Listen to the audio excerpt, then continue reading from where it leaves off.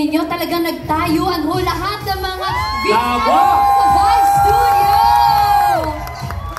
Grabe, we're so happy and gusto lang po sa Panginoon na may show ganito. I'm so happy kasi nagulat ako na artists of all generations since inception, no?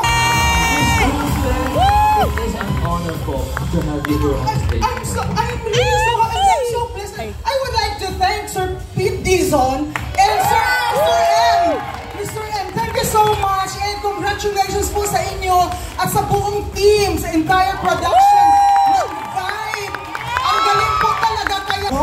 Yes, ay susunod na isasalang dito sa OG stage katulad pong ginawa sa Kaya Miss Dulce, hindi naman po namin kayong papaalisin nang wala kayong flower. Ay, opo, sa pong karangalan, maraming salamat. Maraming salamat. Meron ako ihahap.